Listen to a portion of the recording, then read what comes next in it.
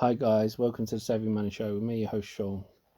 Now, I'm sorry to bring this news to you, but by the way, thank you for the support for anyone who caught my collab with Rami earlier. But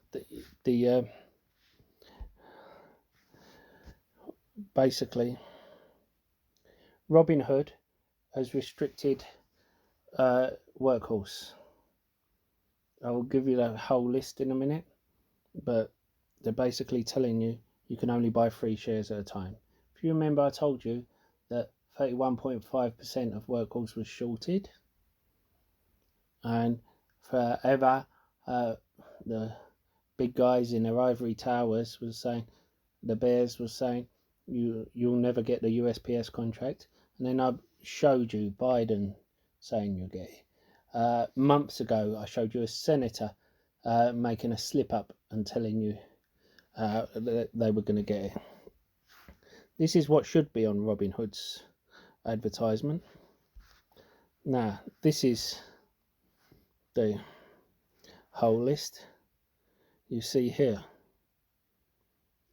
the ones that have standard limits, I mean, can't do it. If you see SLV, I tried to buy SLV yesterday and they wouldn't let me. I could only buy options when I went to buy it. Now, Workhorse, sorry, my drawing is terrible. Workhorse, standard limits apply. You can only buy 3. You see with the others that you can buy 10 or 5. NAKD. So when I went in, it doubled up. I took my initial investment out, so it's risk free. I'm just keeping the rest, letting it roll. Because this is them trying to tell people what they can do with their money. They expected people to take their stimulus checks, go out and spend it. This sort of action is going to stop people from spending because they're worried that they're going to come in with their jackboots and take what they own if they go 1 penny in debt. They want people in debt so they can control them. You may have heard about GME, how Robinhood was selling GME stock without their permission. They did that because they had margin.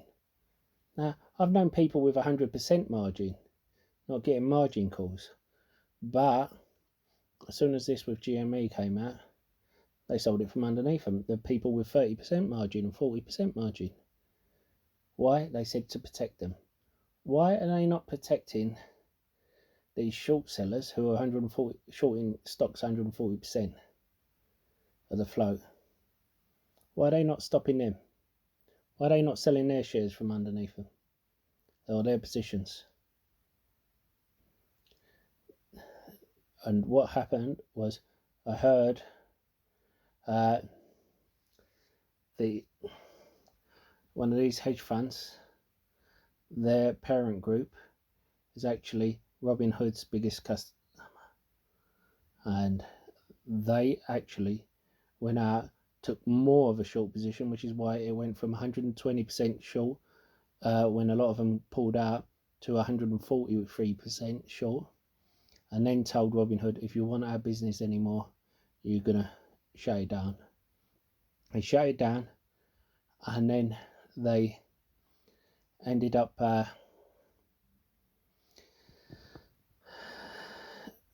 selling shares to them. This is market manipulation by their own description. Now, I don't like getting political. I don't like it in this way. But the thing is, Workhorse isn't something that's 140% shorted. Workhorse isn't a company that is even 50% shorted. It's 31% shorted. But what I don't realise is what happens when you restrict the supply of something. See, they think they're going to drop it. They were issuing rumours, oh, GME options expire today, so you better sell your shares.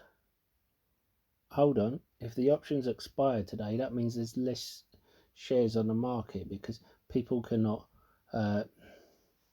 exercise their options, and that means my shares will be worth more. But they don't seem to see it that way. They keep trying to force the prices down. No. And they also don't realise the majority of people who are in GME, me included, have already taken out their initial investment. So if it goes to zero, we're not affected. No. There are loads of people who they blame Robin Hood. And personally, I blame the government. Doesn't matter whether it's Democrat, Republican. Each government has allowed this to happen, allowed financial institutions to get away with this so that it becomes the norm. And the way I see it is, you've allowed this without legislation. After the last financial crash, you've actually rewarded them by bailing them out. Now, you are rewarding them each time you bail them out. While everyone else is in recession, the cost of luxury goods go up. Now, you should have brought in legislation last time. This time, you need to bring in legislation. It's a case of you don't care. You're not bringing in these actions for CFDs that you have on these platforms where 80% of the people lose their money. Sorry about that. But when small retail traders are making money, and then you bring them in.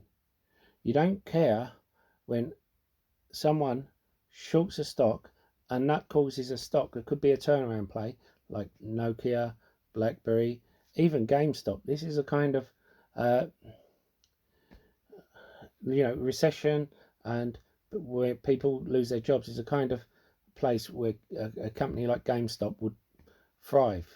But because people want to sell some of their stuff and people want to buy second-hand stuff rather than paying for new. Now, you end up with them shorting it, dropping the price and the market cap, making it harder for them to get business loans, harder for them to grow, meaning they can't take on more staff, again, harder for them to grow, meaning they're more likely to lay people off, meaning that that person with a family at home goes hungry on a dole queue because this guy wants to short a stock. They don't care about that. But if a hedge fund is going to have a bad quarter, oh, we can't have that. That is a terrible thing to have. Anyway, the way I see it is, if we can stop the machine for a minute and make them think twice about shorting another stock, then we would have won. No. I think the government should lay their heads in shame. I think these brokerages should lay their heads in shame, because it is the government who monitors these brokerages, and if these brokerages done this, which is illegal, then the government should be on them like a shot and telling them to stop it if it wasn't by the government's say so. Now, if they doing it because the